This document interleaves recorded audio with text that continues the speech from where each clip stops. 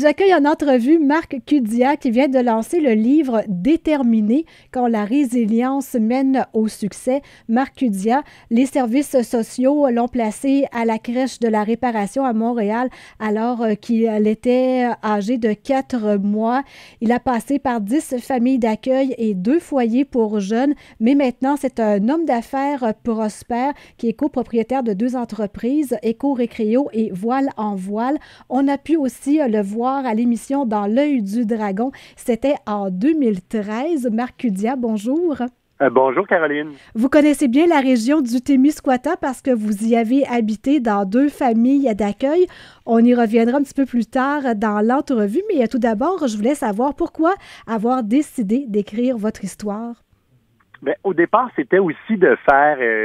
il y a beaucoup d'étapes, il y a beaucoup de situations. C'est pour mettre un peu en ordre ce parcours-là, puis aussi de mentionner aux gens que peu importe les épreuves qui nous arrivent, c'est quand même une belle histoire, parce que quand on travaille fort, puis on est déterminé, si je peux utiliser le terme, ben on arrive souvent au succès. Vous avez dû être placé dans plusieurs familles d'accueil, mais vous avez toujours été dans des familles qui étaient très accueillantes. C'est à l'inverse des histoires de maltraitance qu'on entend malheureusement trop souvent. Et même vos parents, en fait, s'ils ont dû vous placer, c'était votre mère qui était atteinte d'une maladie mentale, votre père plutôt démuni pour pouvoir prendre soin de 2 enfants. Mais vous êtes quand même tombé dans de très, très bonnes familles. Oui, dans le fond, j'ai eu plusieurs familles. Puis dans le fond, tu sais, les Africains disent que ça prend tout un village pour élever un enfant.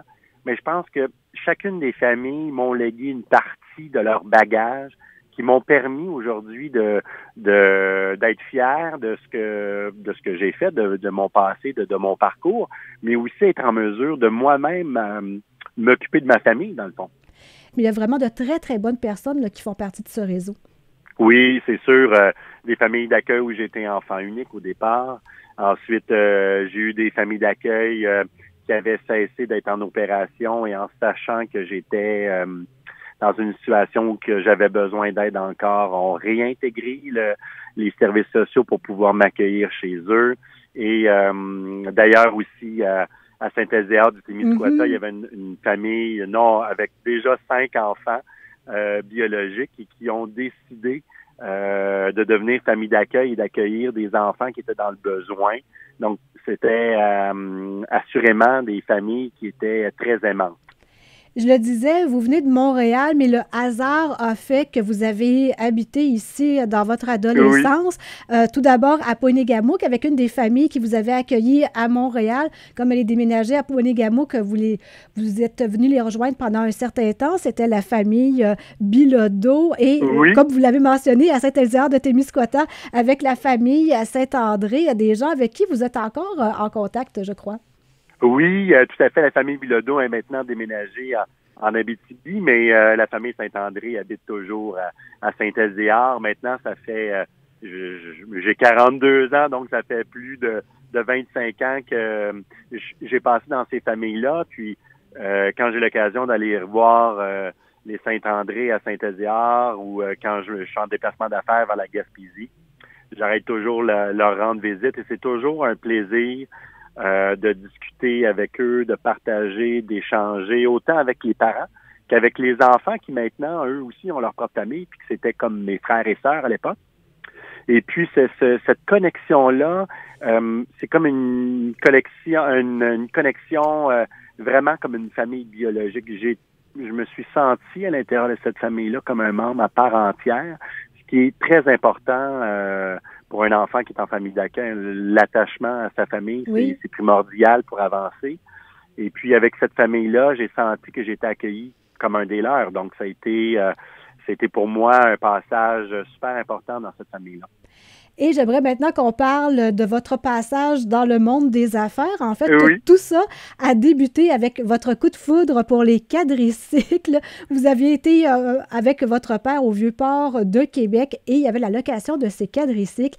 Vous êtes tombé en amour. Vous avez découvert qu'il y en avait aussi à Montréal. Vous avez travaillé pour la compagnie de location et vous avez même acheté la compagnie. Mais pourquoi oui, ça coûte... Oui, comme le célèbre Gillette. Oui, c'est ça. J'ai tellement aimé l'entreprise que je l'ai acheté, effectivement. Mais pourquoi ce coup de foudre pour les quadricycles et pourquoi que c'est resté, en fait?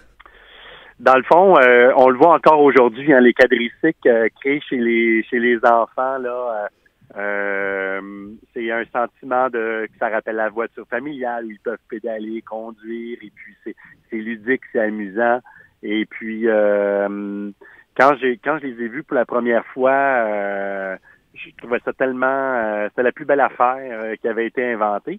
Puis le propriétaire, Carole à l'époque, qui était là, il m'avait regardé droit dans les yeux et m'avait dit: toi, un jour, tu vas travailler pour moi. Ça a été comme une révélation. Il avait lu dans ma tête. C'était vraiment, wow, c'était la plus belle journée de ma vie qu'un jour, tout ça pouvait m'appartenir. Évidemment, c'était de façon amicale et sans aucune prétention, peut-être avec une vision d'avenir. Mais j'ai continué à garder contact, à y aller avec mon père. Puis quand j'ai eu l'âge de travailler, bien évidemment, avec plaisir, j'ai intégré l'entreprise. Et j'ai monté les échelons pour devenir gérant, ensuite directeur. Puis à un moment donné, lui était mûr pour la retraite. Puis il dit: écoute, moi j'avais pas les sous évidemment pour acheter cette entreprise-là, mais il dit: je te vois aller depuis 10 ans. Puis je pense que tu es tellement passionné. C'est la meilleure personne pour reprendre l'entreprise, puis la continuer, lui assurer une pérennité. Donc, c'était vraiment une preuve de confiance, dans le fond. Puis aujourd'hui, mais ça continue toujours. Et c'est votre parcours, oui, comme enfant, comme adolescent, mais c'est aussi votre parcours dans le monde des affaires. Ça n'a pas toujours été rose non plus. Il y a eu certains moments plus difficiles monétairement. Il y a dû avoir même parfois un repli pour pouvoir mieux rebondir. Alors, c'est aussi des conseils que vous donnez dans ce livre. Oui, exactement. Puis, lors de notre parcours d'affaires, il peut arriver plusieurs situations. Dans le fond, c'est toujours de rester alerte, de toujours revenir à la base de pourquoi on fait ça, la passion.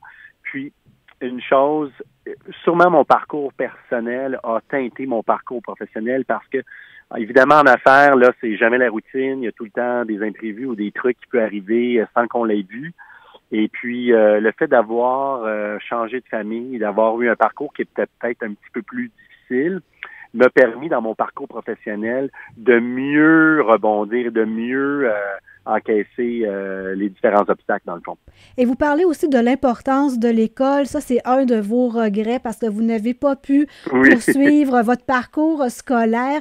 Et vous le dites très franchement que parfois, ça vous manque, ça vous a peut-être même bloqué à certains endroits. Oui, dans le fond, j'ai juste un secondaire 5, puis souvent, je regarde mes partenaires, eux qui ont une formation universitaire et qui ont un bagage qui est différent, c'est sûr, mais leur capacité d'analyse, leur capacité de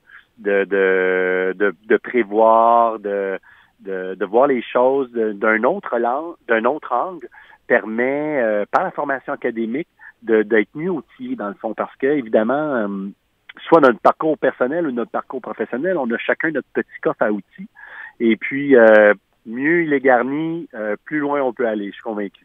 Et ça, c'est certainement un des conseils que vous donnez aux jeunes que vous rencontrez, parce que je sais que vous donnez des conférences où on vous invite à certains endroits à aller parler de votre histoire.